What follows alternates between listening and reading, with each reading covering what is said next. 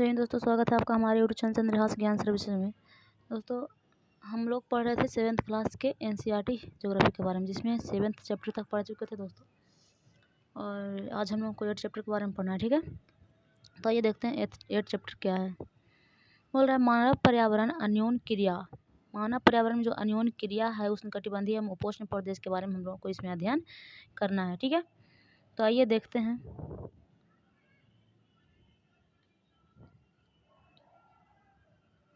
ये बोल रहा है रेणुका बहुत उत्साहित थी। उसके चाचा श्रीकांत लगभग 4 महीने के बाद आज घर में थे। तो उनके चाचा आ रहे हैं श्रीकांत, वो आज घर आ रहे हैं, तो इसलिए रेणुका बहुत ही उत्साहित है। और भाई एक वन्यजीव फोटोग्राफर थे, तो वन्यजीव फोटोग्राफर इसलिए वो उत्साहित थे क्योंकि उसके चाचा जब आएंगे घर पे तो फोटोग्राफर फोटो वगैरह सब कुछ एकत्र करके लाएंगे, इसलिए बहुत उत्साहित थे वो। तथा बहुत यात्रा करते थे वो। बोल रहा है बहुत छोटी सी उम्र में ही रेणुका की रुचि वन्य जीव एवं वनों में थी। जब उसके चाचा ने प्रकृतिक संबंधी पुस्तकों से उसको परिचय कराया था, तो देखिए कोई परिचय जब किसी चीज़ से करवा देता है छोटा सा ही, तो उसमें ज़्यादा मन लगने लगता है। तो यही बात रेणुका के साथ भी हुआ था। तो वो बहुत ही मतलब वन और वन्य जीव से बहुत ही मतलब प्रेरित रहती थी, बहुत ही उसमें उत्साहित रहती थी, उसकी रुचि उसमें बन गई थी। बोल रहा है दूरस्थ भूस्थल एवं वहाँ रहने वाले लोगों की तस्वीरें उसे हमेशा आकर्षित करती थी। तो देखिए यहाँ पे कुछ विश्व के विभिन्न जनजात मतलब भाग में जो निवास करते हैं उसका जो यहाँ पे फिगर दिया है, देख लीजिए। बहुत ही अंतर होता है, ठीक। यहाँ के बच्चों को देखिए और यहाँ के बच्चों को देखिए, कितना अंतर बुझाएगा। यहाँ के बच्चों को देखिए, फिर इस सारे बच्चों को देखिए, तो बहुत अंतर बुझाता है। फिर इधर के बच्चों को देखिए, ठीक है। तो ये सारे काफ़ी जो है विभिन्नता पाई जाती है।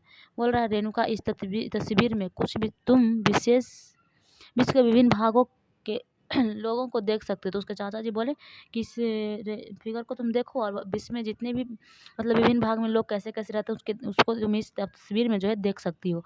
इसमें कुछ शुष्क रेगिस्तान में रहते हैं, कुछ बर्फीली प्रदेश में, तो कुछ गर्म नम वर्षा वन में भी रहते हैं। वे मुझसे कितना अलग दिखते हैं, रेणुका ने कहा। वे देखने में भले ही अलग हों, लेकिन वहाँ भोजन, कपड़ा, मकान जैसी जीवन की मूल आवश्यकताएं हमारे समान ही होती है। तो मतलब देखने में अलग रहते हैं, लेकिन उनका जो भोजन है, कपड़े, जीवन जो है हमारे समान ही रहते हैं। श्रीकांत के चाचा ने कहा श्रीकांत चाचा ने कहा, अरे श्रीकांत तो चाचा के ही नाम है, तो श्रीकांत चाचा ने कहा उनके बच्चे भी शायद तुम्हारी तरह ही खेल खेलते होंगे, कभी कभी झगड़ते होंगे, कभी कभी समझौता कर लेते होंगे, गाते होंगे, नाचते होंगे, घरेलू काम में भी अपने परिवार की मदद भी करते होंगे। मतलब इन सारी प्रवृत्ति इसमें भी होती होगी, भले ही ये देखने में अलग लग रहे हैं। और प्रकृति के करीब रहते हैं एवं जीवन की शुरुआत में ही प्रकृति की देखभाल करना सीख जाते हैं। मछली पकड़ना एवं वनों की सामग्री एकत्र करना सीख जाते हैं। देखिए आइए अध्याय 8 एवं 9 में आप विश्व के विभिन्न प्राकृतिक देशों में रहने वाले निवासी के बारे में सीखेंगे। 8, 9 और 10 में, ठीक। बोल रहा है अमेजन बेसिन में जीवन। तो अमेजन बेसिन में कैसा जीवन होता है यहाँ पे आइए देखिए। बोल रहा है अमेजन बेसिन के विषय में जानने से पहले यह मानचित्र देखिए। तो नीचे मानचित्र एक दिया गया है, उसको देखने के लिए बोल रहा है क्या है उसमें। तो बोल रहा है उष्णकटिबंधीय प्रदेश कर्क रेखा एवं मकर रेखा के मध्य स्थित होता है। तो सही बात है, हम आपको बताए थे कि उष्णकटिबंधीय प्रदेश जो है कर्क रेखा और मकर रेखा के बीच में स्थित होता है। भूमध्य रेखा के 10 डिग्री ऊपर और 10 डिग्री नीचे के मध्य के भाग को क्या कहते हैं, भूमध्य रेखीय प्रदेश कहते हैं। दोस्तों अगर 23.5 डिग्री ऊपर भूमध्य रेखा से 23.5 डिग्री ऊपर और 23.5 डिग्री नीचे की अगर बात करें तो वो हो जाएगा उष्णकटिबंधीय प्रदेश। लेकिन 10 डिग्री ऊपर और 10 डिग्री नीचे की अगर बात करें तो वो हो जाएगा भूमध्य रेखीय प्रदेश। बोल रहा अमेजन नदी इसी प्रदेश से होकर के बहती है। ध्यान दें कि यह पश्चिम में पर्वतों से निकल करके पूर्व में अंध महासागर में कैसे पहुँचती है। तो कैसे पहुँचती है आइए देखते हैं। बोल रहा है जिस स्थान पर कोई नदी किसी अन्य जल राशि से मिलती है उस नदी का मुहाना कहते हैं। अमेजन नदी से बहुत सारी सहायक नदियाँ मिलकर अमेजन नदी बेसिन का निर्माण करती है। तो बेसिन का निर्माण कैसे होता है, जो आकर के बहुत सारी नदियाँ क्या करती है, आकर के मिलती है उसमें, तो वहाँ पे बहुत सारा फैल जाता है। यहाँ पे देखिए अमेजन नदी का दिखाया, हम दिखाते हैं भी, बस 2 और पढ़ लीजिए। बोल रहा है अमेजन नदी बेसिन का निर्माण करती है। यह नदी बेसिन ब्राज़ील के भागों, पेरू के कुछ भागों, बोलिविया, इक्वाडोर, कोलंबिया, वेनेजुएला के छोटे छोटे भागों में क्या होती है, अप्रवाहित होती है। क्या आप इस बेसिन को उस प्रदेश के नाम बता सकते हैं जहाँ पे भूमध्य रेखा गुजरती है। तो देखिए दोस्तों यहीं पे है अमेजन नदी बेसिन, ठीक है। तो ये अमेजन नदी बेसिन है। तो देखिए अमेजन नदी में कई सारी नदियाँ आकर के सहायक नदियाँ इसमें क्या रही है और ये जुड़ रही है और ये नदी बेसिन का क्या कर रही है, निर्माण कर रही है। तो इसी को कहते हैं अमेजन नदी बेसिन। और कहाँ से फैला है दोस्तों, तो देखिए यहाँ पे बताया है कि यहाँ पे क्या होता है, नदी बेसिन ब्राज़ील के कुछ भाग में है, पेरू के कुछ भाग में आता है। उसके बाद बोलिविया, इक्वाडोर और कोलंबिया, वेनेजुएला सारा जो यहाँ पे आते हैं, सारे देशों को मिलकर के अमेजन नदी बेसिन निर्माण होता है। यहाँ पे दोस्तों देखिए बोल रहा है क्या, जब स्पेन के अन्वेषकों ने इस नदी की खोज की तब सिर पर सुरक्षा कवच, हेडगियर एवं घास के स्कर्ट पहने हुए स्थानीय आवासियों के उस पर आक्रमण कर दिया था। इस आक्रमणकारियों ने उस प्राचीन रोमन साम्राज्य के अमेजोन्स नामक महिला सिद्धांतों के आक्रामण समूह को याद दिला दी। इस प्रकार यहाँ का नाम, तो देखिए अमेजन नाम क्यों पड़ा ना, इसके बारे में बता रहा क्या वो हुआ कि स्पेन के जो अन्वेषक थे ना, इस नदी की जब खोज करे तो इसकी सिर पर जो सुरक्षा कवच और घास के स्कर्ट पहने हुए कुछ आदिवासी लोग थे, उसको पर क्या करे थे, आक्रमण कर दिए थे। तो उस आक्रमणकारी जो थे वो रोमन साम्राज्य के अमेजन नामक महिला के क्या थे, योद्धा थी एक अमेजन नाम की महिला, ठीक है, एमेजॉन के नाम की महिला, जिसमें जो आक्रामक समूह की मतलब याद दिला देती है, जो मतलब ऐसा पहले भी एक बार आक्रमण हुआ था तो वो याद दिला देती है, तो इसके कारण इसका नाम पड़ गया अमेजन बेसिन, ठीक है। तो याद रखिएगा आप। सहायक नदी किसको कहते हैं, तो वो सारी नदियाँ जो आकर के मुख्य नदी में मिल जाती है, छोटी नदियाँ जो कहाँ आती है, मुख्य नदी में आकर के अपने जल को मिला देती है। ये तो आप पहले भी पढ़ चुके हैं। मुख्य नदी अपनी सहायक नदी के साथ जिस क्षेत्र में पानी बहा करके ले जाती है वह बेसिन का निर्माण करती है। तो जिस क्षेत्र में पानी बहा करके ले जाती है सब क्या कर रहा है, बेसिन का निर्माण कर रहा है। बोल रहा है कि जल संग्रह क्षेत्र कहा जाता है जिसको अथवा जल संग्रह क्षेत्र इसको कहेंगे। अमेजन नदी जो है विश्व अमेजन बेसिन की अगर बात करें तो विश्व का सबसे बड़ा नदी बेसिन कौन है, अमेजन नदी बेसिन ही है विश्व का सबसे बड़ी नदी बेसिन, ठीक है। अब आइए यहाँ की अमेजन नदी बेसिन की जलवायु की अगर बात करें तो जैसे कि हम जानते हैं कि अमेजन बेसिन भूमध्य रेखा के आसपास के फैला होता है। भूमध्य रेखा के आसपास फैला होता है, वहाँ की जलवायु कैसी होगी आप लोग सोच सकते हैं। पूरे वर्ष यहाँ का होता है गर्म एवं नर्म जलवायु रहती है। यहाँ के मौसम दिन एवं रात दोनों के समय लगभग समान रूप से गर्म और आर्द्र होती है तथा शरीर में चिपचिपाहट, तो क्या होगा, गर्मी होगा तो शरीर में क्या होगा, चिपचिपाहट महसूस होगी। इस प्रदेश में लगभग प्रतिदिन ही वर्षा होती है। उष्णकटिबंधीय क्षेत्र में तो प्रतिदिन वर्षा होना तो तय है, तो प्रतिदिन लगभग वर्षा हो ही जाती है, और वह भी बिना किसी पूर्व चेतावनी के। दिन के तापमान उच्च और आर्द्रता अति उच्च होती है। रात के समय तापमान बहुत कम हो जाता है लेकिन आर्द्रता वैसी ही बनी रहती है। तो इस तरह की वहाँ की जलवायु है। अब आइए वर्षा वन के बारे में देखते हैं। बोल रहा है इस प्रदेश में अत्यधिक वर्षा वन के कारण यहाँ की भूमि पर सघन वन उग जाते हैं।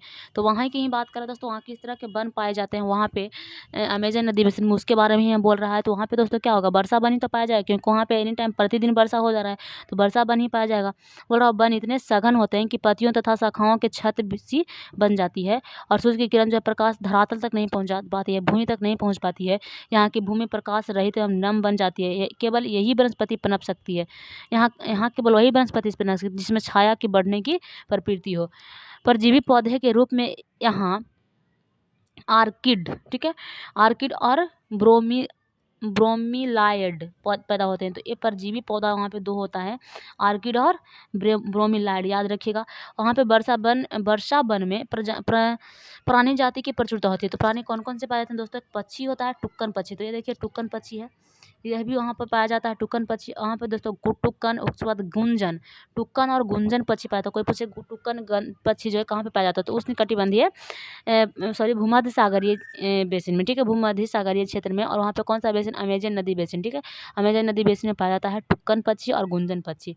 उसके बाद रंगीन पक्षी वाले पक्षी एवं भोजन के लिए बड़े चोंच वाले भी पक्षी यहाँ पे पाए जाते हैं, जो भारत में पाए जाने वाले समान पक्षी से क्या होते हैं, भिन्न होते हैं, यहाँ पाए जाने वाले हैं, पाए जाते हैं। प्राणियों में अगर बंदर की बात करें तो वहाँ पे बंदर होता है, स्लॉथ होता है, चींटी खाने वाले टैम्पर भी यहाँ पे पाए जाते हैं। तो चींटी खाती है, एक होती है टैम्पर, ठीक है। तो यहाँ पे देखिए ये है चींटी खाती है, ये टैम्पर, तो ये यहाँ पे जीव जंतु में पाए जाते हैं वहाँ पे अमेजन नदी बेसिन, ठीक है। तो इस तरह से टैम्पर वहाँ पे होता है। टैम्पर सुनकर तो आपको लग रहा होगा टैम्पर की क्या कर रहा है, तो यही है, टैम्पर एक प्रकार का जानवर होता है जो चींटी को खाता है। क्या करता है, चींटी को खाता है। और सांप एवं सरीसृप की विभिन्न प्रजातियां भी इस वन में पाई जाती है, मगर मगर हो गया, सांप हो गया, अजगर, एनाकोंडा एवं बोआ, ये सब सांप की ही प्रजातियां हैं दोस्तों। तो ये सारी प्रजातियां वहाँ पे क्या होती है, पाई जाती है। बोल रहा है इसके अतिरिक्त हजारों कीड़े मकोड़े भी इस बेसिन में क्या करते हैं, निवास करते हैं। मांस खाने वाली मांस खाने वाली पिरान्हा मत्स्य समेत मछलियाँ सोचिए ये जो मछली है ना पिरान्हा मछली, वो मतलब क्या करते हैं, मांस खाती है, ठीक है। तो यहाँ पे मछलियों की भी कई प्रजातियाँ होती है। बोल रहा है इस प्रकार जीवों में विविधता की दृष्टि से यह बेसिन असाधारण रूप से समृद्ध है। ठीक, अब देखिए यहाँ पे कुछ दे रहा था, बोल रहा है दोस्तों, देखिए एक क्या था, ब्रोमीलाइड क्या था, एक प्रकार का परजीवी पौधा था। तो एक प्रकार का क्या है, पौधा है जो पत्तियों में जल को संचित रखता है, पत्ती में क्या करता है, अपने जल को संचित रखता है। मेढक जैसे प्राणी इस जल के पॉकेट का उपयोग अंडा देने के लिए करते हैं, ठीक है। अब देखिए वर्षा वन के निवासी कौन कौन से होंगे, तो यहाँ के लोग छोटे से क्षेत्र में वन के कुछ वृक्षों को काट करके अपना भोजन के लिए फसल उगाते हैं। तो वहाँ पे सभी जगह तो वृक्ष वन उगे हुए होंगे, तो वहाँ पे वनों को काट करके अपना थोड़ी कुछ भाग में खेती के लिए खेती लायक जगह बना लेते हैं। यहाँ के पुरुष शिकार करते हैं और नदी में मछली पकड़ते हैं, जबकि महिलाएं फसलों को काटने को ध्यान रखती है। ये मुख्यतः टेपियोका, अनानास और शकरकंद जैसे उगाते हैं। तो वहाँ पे क्या उगेगा, धान वगैरह तो उगेगा नहीं सारा दलदल क्षेत्र में। तो वहाँ पे क्या होता होगा, बारिश प्रतिदिन हो रही तो धान वगैरह तो रुक जाएगा। तो वहाँ पे टेपियोका एक फसल होता है, उसके बाद अनानास होता है, उसके बाद शकरकंद, ये सारे पौधे भी वहाँ पे उगाए जाते हैं। क्योंकि मछली या शिकार मिलना अनिश्चित होता है, मछली या शिकार मिलना निश्चित होता है, ऐसे ही महिलाएं ही अपनी उगाई साग सब्जियों में अपने परिवार का क्या करती है, भरण पोषण करती है। वे कर्तन एवं दहन कृषि का प्रयोग करती है। इसका मुख्य आहार मेनियोक है, क्या है, मेनियोक, जिसे कसावा भी कहते हैं। तो मुख्य आहार उसका क्या होता है, मेनियोक होता है, जिसको कसावा कहते हैं। तथा यह आलू की तरह जमीन के अंदर पैदा होते हैं, क्या होते हैं, जमीन के अंदर पैदा। तो शकरकंद वगैरह सारा चीज़ तो क्या होता है, जमीन के अंदर ही तो पैदा होते हैं। ये चींटियों की रानी एवं अंडकोश भी खाते हैं, क्या खाते हैं, चींटी की रानी और अंडकोश खाते हैं। कॉफ़ी हो गया, मक्का हो गया, कोको हो गया, जैसी नगदी फसल भी यहाँ पे उगाई जाती है। तो यहाँ पे इस तरह की फसल वो लोग उगाते हैं। बोल रहा है वर्षा वन अत्यधिक मात्रा में घरों के लिए लकड़ी प्रदान करते हैं। कुछ परिवार मधुमक्खी के छत्ते के आकार वाले छप्पर के घरों में रखते हैं, जबकि कुछ लोग मलोक्का कहे जाने वाले बड़े अपार्टमेंट जैसे घरों में रहते हैं, जिसकी छत तीव्र ढलान वाली होती है। क्या होती है, छत उसकी तीव्र ढलान वाली होती है। अब देखिए अमेजन नदी बेसिन के लोग जीवन धीरे धीरे बदल रहा है। कैसे बदल रहा है दोस्तों, पुराने समय में वन के अंदर पहुंचने के लिए नदी मार्ग ही एकमात्र उपाय था, और 1970 में ट्रांस अमेजन महामार्ग बनने से 1990 में क्या हुआ कि एक मार्ग बनाया गया, जिसको कहा गया ट्रांस अमेजन महामार्ग। तो उसको बनने से वर्षा वन के सभी भागों तक पहुंचना संभव हो गया है, पहले संभव नहीं था। अनेक स्थानों पर पहुंचने के लिए हवाई जहाज़ों तथा तो यहाँ पे देखिए हवाई जहाज़ तथा हेलीकॉप्टर का उपयोग किया जाता है। तो वहाँ पहुँचने के लिए अब हवाई जहाज़ और हेलीकॉप्टर का भी उपयोग किया जाता है। इस प्रकार के फलस्वरूप वहाँ की मूल आबादी को उस क्षेत्र का बाहर निकालकर कई नए क्षेत्रों में बसना पड़ता, जहाँ वे अपने पारंपरिक तरीके से खेती करते रहे हैं।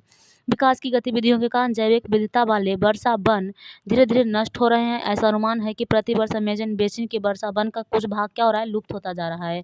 आप देख सकते हैं वर्षा वन के लुप्त होने की प्रक्रिया कैसी है। तो यहाँ पे देखिए दोस्तों, बंजर मुहिम बनती जा रही है। तो देखिए यहाँ पे किस तरह से लुप्त होता जा रहा है, ठीक है। तो यहाँ पे दोस्तों देखिए पूरा में वन है, ठीक है, और यहाँ पे देखिए इतना लुप्त हो गया है। उसके बाद फिर और ऊपर जाएंगे तो यहाँ पे देखिए इतना सा ही वन बच पाया है, और भी लुप्त होता जा रहा है, ठीक है। तो इस तरह से प्रक्रिया क्या धीरे धीरे लुप्त होती जा रही है अमेजन नदी बेसिन की। अब देखिए यहाँ पे कुछ बोल रहा है दोस्तों, दहन कर्तन एवं दहन पद्धति का प्रयोग इसमें किया गया था खेती के लिए। तो ये क्या कौन सा कर्तन एवं दहन पद्धति क्या होता है, तो बोल रहा है किसान पहले वृक्ष के एवं झाड़ी को क्या करते हैं, काट करके मूल रूप से साफ करते हैं, फिर उसको क्या करते हैं, जला देते हैं सारे चीज़ को।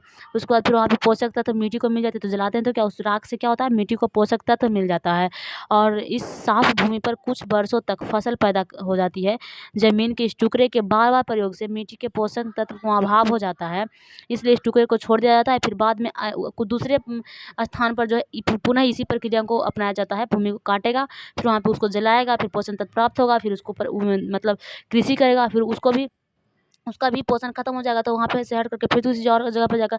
तो ये इस प्रक्रिया को कहा जाता है दोस्तों दहन एवं कर्तन प्रक्रिया, ठीक है। तो दहन एवं कर्तन पद्धति, इसी पद्धति के द्वारा यहाँ पे लोग क्या करते हैं, अपनी इसी पद्धति के द्वारा खेती का प्रयोग करते हैं। अब ये अमेजन नदी बेसिन खत्म होता है। अब आइए देखते हैं गंगा ब्रह्मपुत्र नदी बेसिन। तो गंगा ब्रह्मपुत्र नदी बेसिन किस तरह का वहाँ पे जीवन चीज़ है, ठीक है, जीवन मरण यहाँ पे देखते हैं। जीव जंतु कैसा है, वन कैसा है, जलवायु कैसा है वहाँ की, आइए देखते हैं। देखिए ब्रह्मपुत्र नदी का फिगर दे रहा है, ठीक है, अमेजन नदी बेसिन का दिया था, ऊपर यहाँ पे ब्रह्मपुत्र नदी का दे रहा है। बोल रहा है गंगा एवं ब्रह्मपुत्र की सहायक नदियाँ गंगा एवं ब्रह्मपुत्र की सहायक नदियाँ मिलकर के भारतीय महाद्वीप में गंगा ब्रह्मपुत्र बेसिन का निर्माण करती है।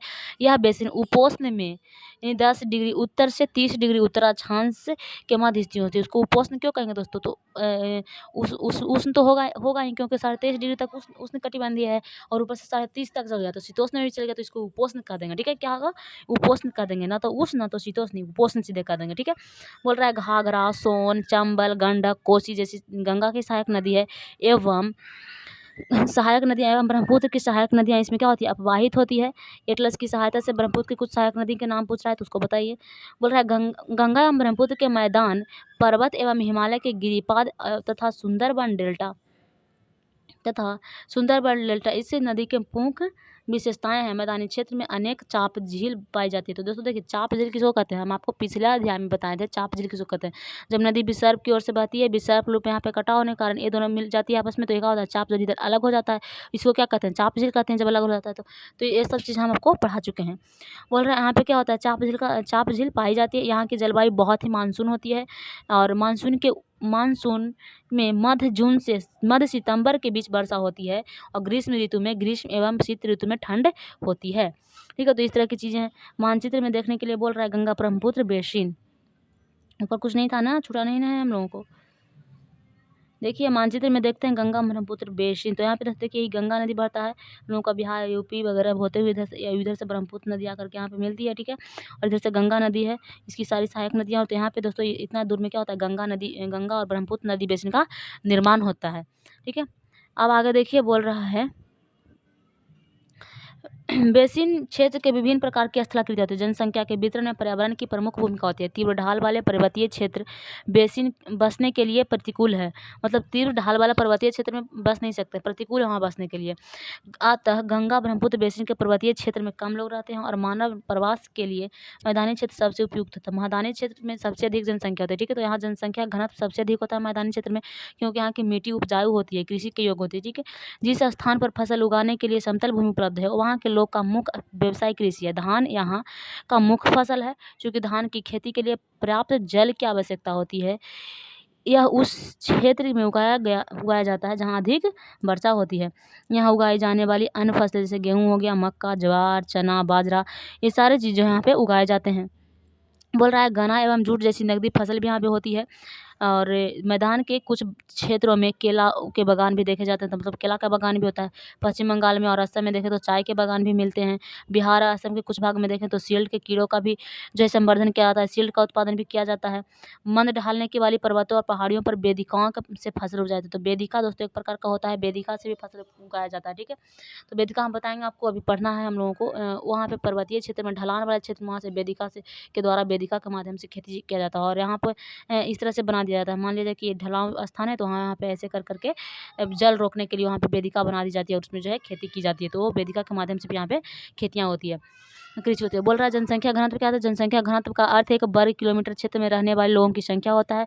उदाहरण की अगर बात करें तो उत्तराखंड का जो है जनसंख्या घनत्व 189 है, और अगर बात करें पश्चिम बंगाल के तो 1029 है, और बात करें बिहार को तो 11,002 है। ठीक है, तो यानी 1000 क्षेत्र में 11,002 रह रहे हैं। कौन? 1000 क्षेत्र में 11,002 लोग रह रहे हैं। कहाँ पे? बिहार पे, पश्चिम बंगाल में 10,029 और उत्तराखंड में 189। ठीक है, तो ये सारी जो है जनसंख्या घनत्व की बात होगी। आइए आगे पढ़ते हैं। बोल रहा है विभिन्न भू आकृतियों के अनुसार वनस्पति में भी भिन्नता पाई जाती है। यहाँ पे वनस्पति में भी भिन्नता होगी, काहे होगी? क्योंकि भू आकृति तो अलग अलग हो रही है। बोल रहे हैं गंगा ब्रह्मपुत्र के मैदान में सागवान हो गया, साखू, पीपल, ये सारे जो है उष्णकटिबंधीय पर्णपाती वन भी पाए जाते हैं। ब्रह्मपुत्र नदी के मैदान क्षेत्रों में घने बांस के नए घने झुरमुट भी पाए जाते हैं। डेल्टा क्षेत्र में कौन सा वन? तो मैंग्रोव वन से घिरा होता है।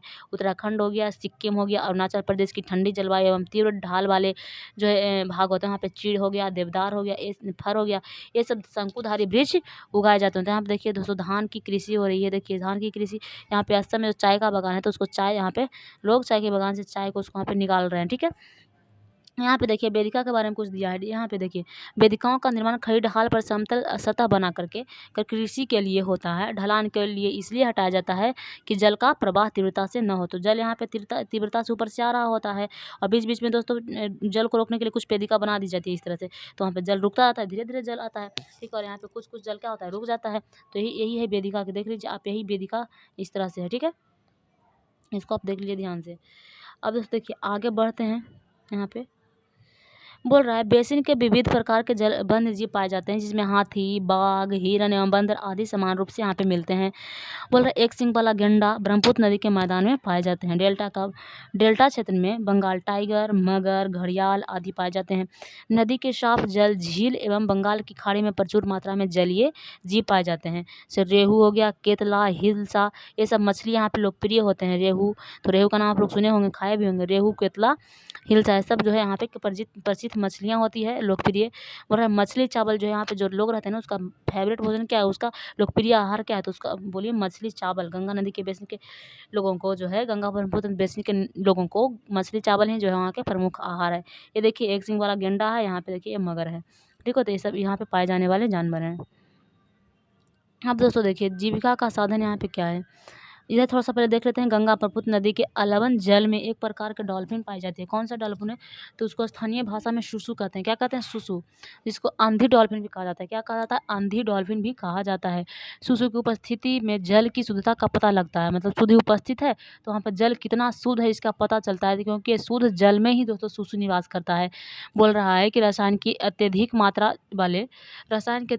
वाले गैर उपचारिक औद्योगिक एवं शहरी गंदगी इन प्रजातियों को क्या करते हैं, नष्ट कर जाते हैं। तो अब बहुत ही कम देखने को मिलता है सुसु, ठीक है। तो यहाँ पे जो है सुसु पाई जाती है, डॉल्फिन है, ठीक। अब दोस्तों देखिए विनोद एक मछुआरा है जो बिहार के मतवाली मौन गांव में रहता है। आज वह एक प्रसन्न व्यक्ति है। कैसे प्रसन्न व्यक्ति है, मछलियों की विभिन्न प्रजातियों को पालने के लिए उसने अपने साथ मछुआरे रविंद्र, किशोर, राजीव और अन्य को साथ मिल करके एक चाप झील को साफ किया और चाप झील में मछली मतलब पालना शुरू कर दिया है। और झील को उगने वाले स्थानीय खरपतवार मछलियों को भोजन बन जाते हैं। जैसे हाइड्रिला हो गया, बेलिनीटिया हो गया, तो ये सबको क्या करते हैं, मछली खाते हैं। वहाँ पे झील के आसपास की भूमि उपजाऊ है, ठीक है। वह इस जमीन पर धान, मक्का, तिलहन फसलें क्या करते हैं, बोते हैं। खेत की जुताई के लिए भैंस का उपयोग किया जाता है और वहाँ पे के लोग क्या है, बहुत संतुष्ट हैं। नदी में पकड़ने, खाने और बेचने के लिए काफ़ी मछलियाँ हैं, जिन्हें पकड़ कर वो पास के शहरों में बेच देते हैं। यह समुदाय प्रकृति के साथ समरसता बना करके रहते हैं, जब तक पास के शहरों में प्रदूषण इस झील तक नहीं पहुँचता है, तब तक मत्स्य पालन में कोई खतरा नहीं हो जाएगा। लेकिन वहाँ पे जब अगर पहुँचे जाएगा खतरा, तो फिर वहाँ पे वह प्रभावित हो जाएगा। अब देखिए यहाँ पे बोल रहा है सार्वभौमिक स्वच्छता कवरेज प्राप्त करने और स्वच्छता पर ध्यान केंद्रित करने के प्रयासों में तेजी लाने के लिए प्रधानमंत्री ने 2 अक्टूबर 2014 को एक स्वच्छ भारत मिशन की शुभारंभ किया। तो इसको याद रखिए आप लोग। अब यहाँ पे देखिए दोस्तों, गंगा ब्रह्मपुत्र नदी के मैदान में कई बड़े शहर एवं कस्बे स्थित हैं, जैसे इलाहाबाद हो गया, कानपुर, वाराणसी, लखनऊ, पटना, कोलकाता, ये सभी जो है यहाँ पे कस्बे शहर बड़े बड़े शहर हैं, ठीक है। बोल रहा है कि कोलकाता जैसे 10 लाख से अधिक आबादी वाले शहर भी यहाँ पे स्थित हैं। इन शहरों में यहाँ पे स्थित उद्योग का गंदा पानी बहकर नदी में क्या होता जाता है, तो सब में क्या है, सारे लोगों में तो निवास कर रहे हैं लोग, काफ़ी जनसंख्या बढ़ गई, उद्योग बढ़ गए हैं, तो सब में से निकल करके गंदा पानी वहाँ पे जाता है और नदी क्या होती है, प्रदूषित हो जाती है। बेसिन में यातायात का सुविकसित तंत्र उपस्थित है। आप देख सकते हैं कि गंगा नदी बेसिन में यातायात के 4 मार्ग उपस्थित है। मैदानी इलाकों में सड़क मार्ग है एवं रेल मार्ग है। एक दूसरे से स्थान मतलब क्या है, यहाँ पे 4 मार्ग, चार जो है रेल मार्ग आप पहले ही पढ़ चुके थे, ठीक है, 4 मार्ग।